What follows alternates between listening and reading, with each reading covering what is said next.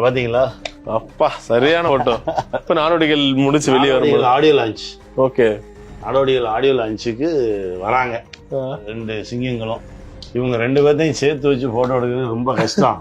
நம்ம இதுதான் சசி தான் சொன்னான், புடி 2 பேர்த்தையும் புடி அப்படியே வச்சு எடுத்துருவான் பாலா சார். இது வந்து நீங்க பயங்கரமா ஆளே வேற மாதிரி இருக்கீங்க. அப்போ அரிதான ஒரு புகைப்படம். சத்யம் தேட்டர் வாசல்ல ஆடியோ லான்ச்சுக்கு வந்தப்போ எடுத்த அந்த போட்டோ மறக்கவே முடியாது. இந்த போட்டோ வேள்பாரி மாதிரி புக்கெல்லாம் வந்து அதுவும் இந்த தலைமுறையில எழுதுறதுன்றது ரொம்ப கடினம். நான் சு வெங்கடேசன் வந்து மிகப்பெரிய சாதனை பண்ணியிருக்காருன்னு தான் நான் சொல்லுவேன். ஏன்னா பாரியை படிக்கும்போது கிட்டத்தட்ட நான் ஒரு 6 நாள் புத்தகம் வெளியீடுக்கு போயிருக்கேன்.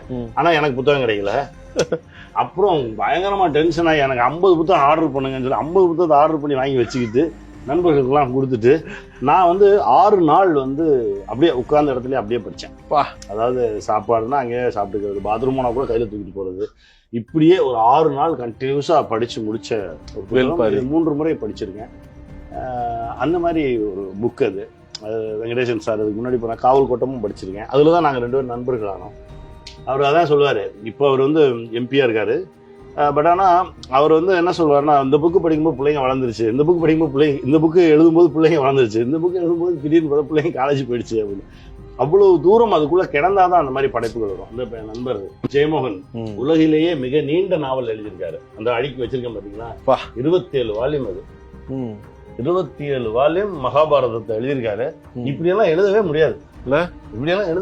இது வந்து கிட்டத்தட்ட இதுல வந்து ஒரு 5000 பக்கம் படிச்சிருப்பேன். இது வந்து கிட்டத்தட்ட 27 வால்யூம் இருக்கு. ஒவ்வொரு வால்யூம் இந்த சைஸ்னா, இது சின்ன சைஸ் வால்யூம். இந்த பாருங்க, இதெல்லாம் 2வது வால்யூம். இது எத்தான் தண்டி இருக்கு பாருங்க. இந்த மாதிரி 27 புக்கு. இந்த 27 புக்கு இதெல்லாம் படிக்கணும்னா அதெல்லாம் கொடுத்து வச்சிருக்கணும். அதான் மகாபாரதத்தை இவ்வளவு டீட்டெயிலா 1000 பக்கங்கள், ஒன்னு 1000-1500 பக்கம் வரும். இது மாதிரி 27000 பக்கம் எழுதி முடிச்சிருக்காரு. இதெல்லாம் எவ்வளவு பெரிய படைப்பு. ஏன்னா இப்போ இந்த டால்ஸ்டா நாவல்கள்ல சொல்லுவாங்க, இந்த வார் அண்ட் பீஸ்லாம் ஒரு எல்லாமே திரும்ப திரும்ப எழுதி முடிக்கவே ஒரு 20 வருஷம் ஆச்சுன்னு. பயங்கரமான புக்கு. ராகவன் நண்பர் எழுதினது யதின்னு ஒரு புக்கு. யதி வந்து அதாவது ஒரு 4 விதமான சாமியார்களோட வாழ்க்கை. ஒரு குடும்பத்துல பிறந்த 4 பேர் 4 திசையில போயிடுவாங்க. அது பிரமாதமா எழுதியிருப்பாரு. இதெல்லாம் படைப்பாக்கணும்னு எனக்கு ரொம்ப ஆசை. இதெல்லாம் வந்து பதிவு பண்ணணும் அப்படின்னு ரொம்ப ஆசை. பேசிட்டு இருக்கோம், அது நடந்துடும்.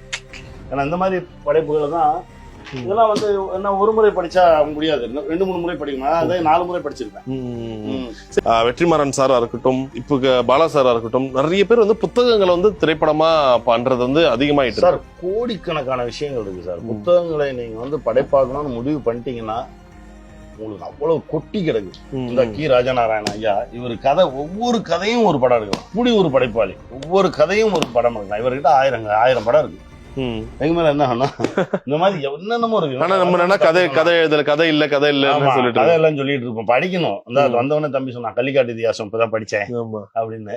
இதெல்லாம் வந்து ஒரு முறை படிச்சா புரியாது, 4-5 முறை படிக்கணும். ஆமா, கள்ளிக்காட்டு இதிகாசம் படிச்சுட்டு இதை கொண்டு போய் நான் கமல் சார் ஆபீஸ்ல கொடுத்தேன்.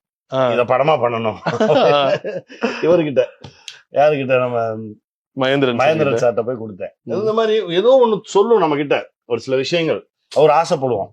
ஏன்னா அதுல இருக்கக்கூடிய கேரக்டர்லாம், மொக்கை நாயக்கர்லாம் சான்ஸே கிடையாது. ஆனா இது எவ்வளவு, அது எந்த இடத்துல வந்து இந்த விஷயம் வந்து கொஞ்சம் தடுமாறும், இல்ல அது ஸ்கிரிப்டிங் டு படமா போகும்போது ஒரு தடுமாறும். நம்ம வச்சுக்கிட்ட எல்லை தான். நம்ம திடீர்னு பார்த்து பல பேர் போய் சொல்றாங்கல்ல, லேகா இருக்கு, இதுவா இருக்கு, அதுவா இருக்கு, எல்லாத்தையுமே ஓடிக்கிட்டே சொல்ல முடியாதுல்ல. ஒரு சில கதையை இப்படிதான் சொல்ல முடியும். இவங்க வச்சுக்கிற பேரு, இவங்க ஒரு அளவுக்குள் வச்சுக்கிட்டு ஒன்னொன்னுக்கு ஒரு பேர் வச்சிருக்காங்கல்ல. இப்ப நிறைய பேரோட தெரியும், எல்லாத்துக்கும் ஒரு பேர் வைக்கிறாங்க. பாவமா இருக்கு. 2000 ஜென்சின்றாங்க, இதுன்றாங்க. பாவமா இருக்கு. அதாவது படைப்பா பார்க்கணும். இப்ப இது எடுக்கிறோம் 27,000 பக்கம். ஏன்னா நம்முடைய இன்னும் 40 வருஷம் ஆனாலும் எடுத்து முடிக்க முடியாது. அவ்வளவு பெரிய படைப்பு. இதை நீங்க போய் இதுல என்ன ரேஷியோ வைப்பீங்க, இதுல என்ன இது வைப்பீங்க? இது அப்படியே படைப்பா சொல்றதுதான். இதை நீங்க அப்படியே தான் ஏத்துக்கணும். இந்த மாதிரி அவ்வளவு இருக்கு, லட்சக்கணக்கான படைப்புகள் இருக்கு.